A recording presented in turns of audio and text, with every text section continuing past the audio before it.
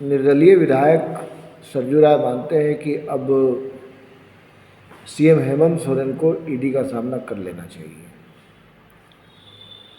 सरजू राय ऐसा इसलिए भी कहते हैं क्योंकि 4 समन ईडी जारी कर चुका है।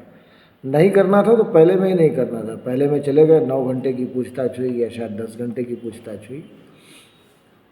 तो सरजू राय का ये कहना कि अब मुख्यमंत्री हेमंत सोरेन को ईडी का सामना करना चाहिए, अपने आप में बहुत बड़ी बात इंडिकेट करती है, अपने आप में इसके राजनीतिक निहितार्थ हैं। आपको पता ही होगा, मुझसे भी एक बार बातचीत में वो एक लंबा इंटरव्यू किसी अखबार के लिए मैंने किया था, उन्होंने कहा था कि देखिए भाई, मैं हेमंत सोरेन को बहुत प्यार करता हूँ, इसलिए कि वो सज्जन है, लोगों का सम्मान करना जानते हैं और लोगों का सम्मान करते भी हैं।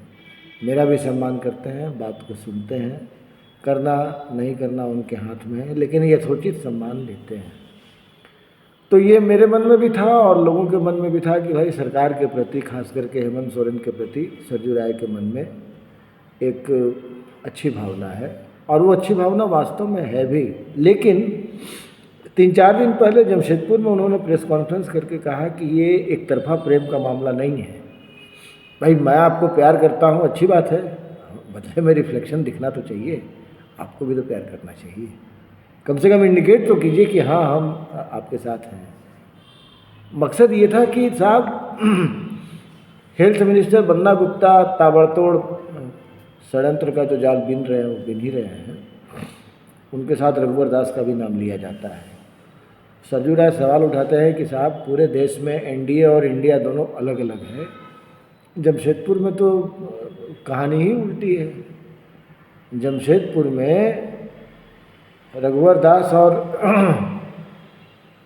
बन्ना गुप्ता दोनों मिले हुए हैं और दोनों मिलकर के मेरे ऊपर में राजनीति कर रहे हैं, मेरे खिलाफ राजनीति कर रहे हैं, षड्यंत्र कर रहे हैं, साजिश कर रहे हैं। दरअसल एक एफआईआर की बात हो गई थी अश्लील वीडियो कांड वाले में, उस पर ही वो प्रेस कॉन्फ्रेंस कर रहे थे। ये बात वैसे भी बहुत महत्वपूर्ण है कि भाई, ईडी आपको समन पे समन भेज रहा है, आपका जो मंत्री है वो एक निर्दलीय विधायक कह लीजिए, पूर्व मंत्री कह लीजिए और चचा कह लीजिए। चचा शब्द का इस्तेमाल इसलिए कर रहा हूँ क्योंकि बन्ना गुप्ता पहले सरजू राय को चचा ही कहा करते थे, अभी भी चचा ही कहते हैं। अभी 3 महीना पहले, 4 महीना पहले जब ये मामला सामने आया था, तब भी उन्होंने प्रेस कॉन्फ्रेंस में सरजू राय जी के लिए चचा शब्द का ही इस्तेमाल किया था।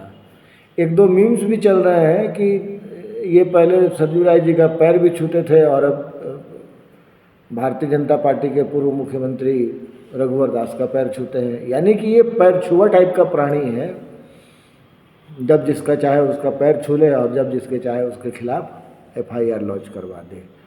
तो झारखंड की जो राजनीति है, झारखंड की राजनीति किस करवट बदलेगी कोई नहीं जानता है। 2-3 दिन पहले श्रीमान सरजू राय ने भी इस बात को कहा, एक प्रेस कॉन्फ्रेंस में ही कहा। वो कहते कहते उन्होंने एक लाइन कह दी कि साहब, अक्टूबर वैसे तो फेस्टिवल का महीना है भारत में, दुर्गा पूजा है और तमाम फेस्टिवल्स इसके बाद आते हैं, दीपावली भी है, छठ भी है, लेकिन हो सकता है, इस बात की संभावना है कि सरकार की प्रवृत्ति को सरकार को बदलने का भी महीना साबित हो जाए। अब इसके पीछे उनका तर्क क्या था ये तो नहीं पता, लेकिन जहाँ तक मैं समझ पाने की कोशिश कर रहा हूँ, वो कहीं न कहीं से ये कहना चाहते थे कि ईडी के पास ये जाएंगे और ईडी इनसे बातचीत करने के बाद, हो सकता है घंटों की पूछताछ हो, तो घंटों की पूछताछ के बाद हेमंत सोरेन को गिरफ्तार कर लिया जाए। अगर राज्य का मुख्यमंत्री गिरफ्तार हो जाएगा तो जाहिर सी बात है, सत्ता समीकरण में परिवर्तन तो आएगा ही, बदलाव भी आएगा, हो सकता है सरकार गिर भी जाए। ये एक इंडिकेशन था जो आज से 3 दिन पहले सरजू राय जी ने दिया था। अब उसके निहितार्थ क्या है ये तो आने वाले टाइम में पता चलेगा, अक्टूबर में पता चलेगा कि कहाँ क्या हो रहा है, कैसे क्या होने वाला है, नहीं होने वाला है।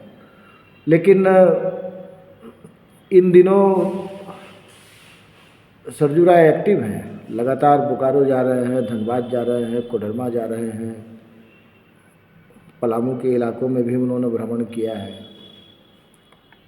हो सकता है लोकसभा चुनाव को लेकर के वो अपने लिए कुछ संभावनाएं तलाश रहे हों। एक जगह उन्होंने इंटरव्यू में कहा भी है कि भाई 3 बार 4 बार तो मैं इधर विधायक हो ही गया, बिहार में भी एमएलसी रहा,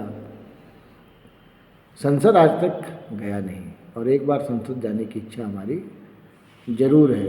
अब एक निर्दलीय विधायक के रूप में निर्दलीय सांसद तक की यात्रा वो करना चाहेंगे, नहीं करना चाहेंगे, भगवान जाने। और किसी बड़ी पार्टी में वो शामिल है नहीं, दरअसल वो किसी पार्टी में शामिल है नहीं। बीजेपी ने जिस तरीके से उनके साथ अपमानजनक व्यवहार किया, उन्होंने बीजेपी छोड़ दी, या यूँ कहिए कि बीजेपी ने उनको छोड़ दिया, दोनों ने एक दूसरे को छोड़ दिया, ये जो भी रहा हो। तो कई बार ये भी चर्चा चलती है कि सरजू राय बीजेपी में जा रहे हैं, सरजू राय इसका खंडन करते हैं। फिर कई बार इस तरह की खबरें आती है कि भाई अगर हमको सम्मान के साथ बुलाया जाएगा तो हम जाएंगे। तो वो क्या जाना है नहीं जाना है, नथिंग इज़ क्लियर। और पॉलिटिक्स में कहते हैं कि डायरेक्ट नरेशन में कोई बातचीत होती नहीं है, जो बातचीत होती है वो इनडायरेक्ट ही होती है। कई बार सरजू राय दिल्ली भी गए तो भी ये कयास लगाया कि भाई हो सकता है बीजेपी जाकर के ज्वाइन कर ले। पर ये भी कहा जाता है कि रघुवर दास एंड कंपनी जो है ये इनको बीजेपी में शामिल कराने के रास्ते में सबसे बड़ा रोड़ा है। अब इन रोड़ों को कैसे पार लगाएंगे, या आला कमान से अगर सीधी बातचीत हो जाए। प्रधानमंत्री मोदी के मित्र रह चुके हैं, बल्कि हैं भी, अपनी पुस्तक भी उन्होंने समर्पित की थी। और